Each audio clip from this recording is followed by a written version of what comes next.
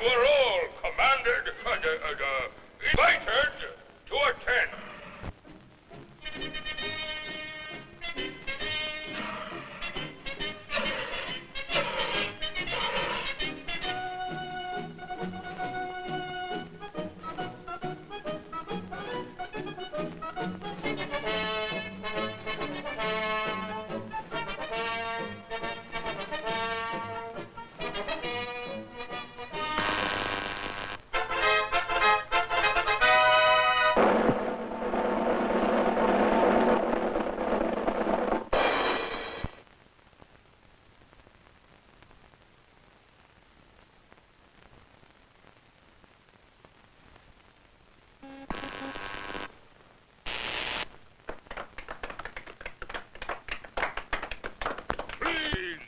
Thank you for this unsolicited testimonial.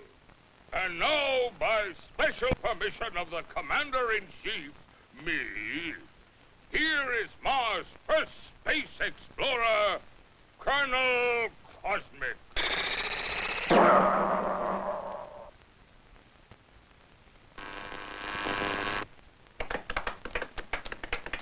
I can't tell you how happy I am to see your smiling faces once more. First, let me say that this trip was made possible only by our dauntless chief, Og the Magnificent, introducer of Og Power, which runs most of our industry, and inventor of Og Speed, which doubles the original Og Power. A short time ago, the master was having trouble with the state limousine. He had, of course, developed the explosive charge.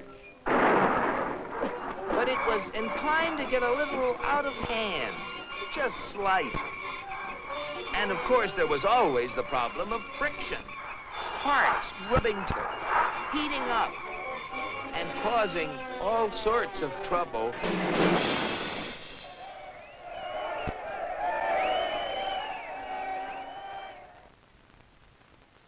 But our leader was undaunted.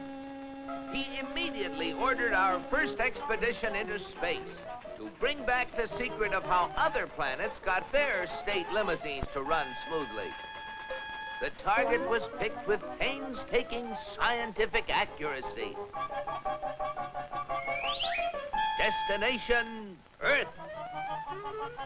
You all know with what eagerness I volunteered for the mission, and with what confidence I took off.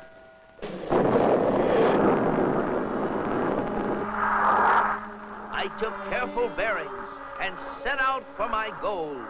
It seemed no time till I was approaching a country of Earth called, the United States of America. I set her down like a feather.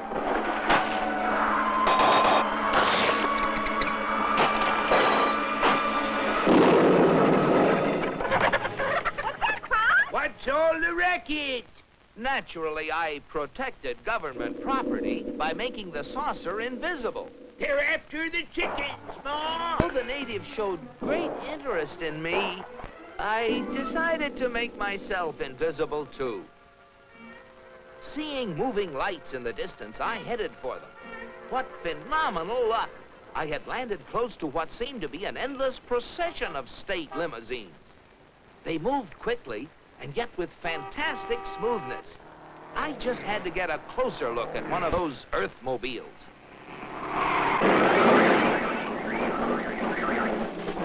Just as I thought. Not only smooth and efficient, but powerful as well. I watched them for hours. Great Ganymede, they were superb. I just couldn't help comparing them with ours, if you call that a comparison. Surely these vehicles must be the property of the highest officials. I was wrong. It seems that almost everybody in this country has one of those, they call them automobiles. They use them for transportation, for business, for pleasure. They use them for all sorts of things. I found that these vehicles gather at places called service stations, where they are fed, lubricated, that's how they beat friction, and given the finest care. The source of their nourishment was something called petroleum. A power source like that must be a highly prized state secret. I had to find out about it. Perhaps the secret lay within this government archives building. It was heavily guarded, but casting discretion to the winds, I walked boldly inside. Their code was remarkably easy to break. They merely substituted the word oil for petroleum. And I soon got hold of a veritable mine of classified information. I began to assimilate the material. I soon found out that though petroleum products are easily found anywhere, petroleum itself is a very elusive substance. You have to search for it constantly in all the most likely and unlikely places with all kinds of scientific devices. When they figure they found a good spot, they drill a hole in the ground called an oil well, for almost all oil lies far beneath the surface of the earth. These wells go down thousands of feet and cost a lot of money to drill. But that's no guarantee that they're going to find oil.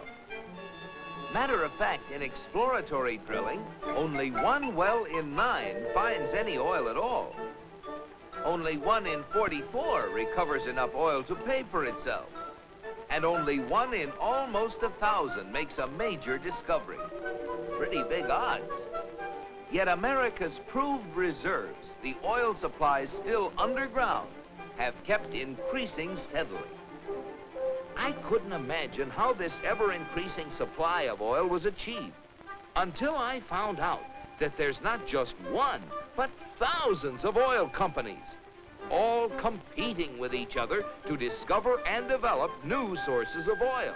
For believe it or not, in the USA, anyone who is willing to risk it can drill for oil. But oil discovery is only part of the story. Once they get oil out of the ground, it has to be moved through pipelines, on ships, or in tank cars to fantastic processing plants called refineries. Crude oil goes in, and great Jupiter, the things that come out. Gasoline, for example, the most efficient mobile power source on Earth. That was the stuff that powered all those cars and trucks. And asphalt, which makes smooth, durable roads. It seems that oil not only runs cars, it even gives them something to run on. Another oil product is the diesel fuel, which runs giant trains across the nation.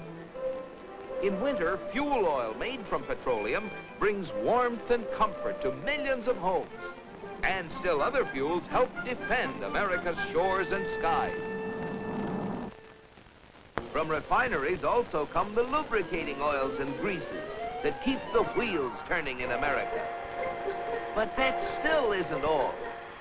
Crude oil, like everything else, is made up of billions of tiny molecules.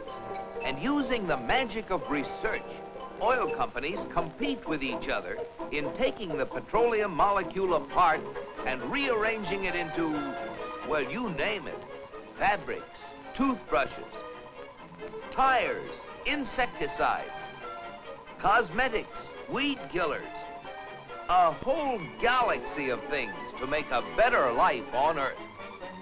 And you know, it isn't just oil companies that try to outdo each other, competing for the customer's dollar. The same story is true of almost every successful business enterprise in America. The result? A higher standard of living in the USA than in any other country on the whole planet. At last, the secret was mine. And now, to get proof of my discovery, smuggled past the border guards. In spite of my infinite precautions, one of them became suspicious and gave the alarm. Come back for the eggs, did you? Yeah, Pa! so, with the fond farewells of the natives ringing in my ears, I took off once again for Mars. My landing was a little bumpy, but I saved my precious cargo. Yes, I brought the secrets back with me, and here they are. The big secret is, of course, oil, which has brought a better life to all the people in the USA. But the key to making oil work for everybody is competition. Fellow Martians, I thank you. Very interesting, Colonel. Oil, huh? Sounds splendid. But that, what was it? Competition. Not our kind of thing at all. Why, competition is downright un-Martian. Oil? We'll have oil for everybody. That's what we need. Oh, boy, oil.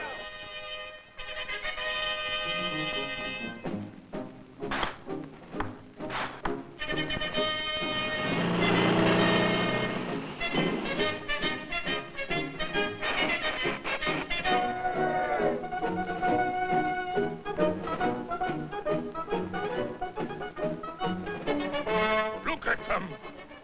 You know what this means, Cosmic? You bet I do, Og. It means that you're through. So why don't you get lost?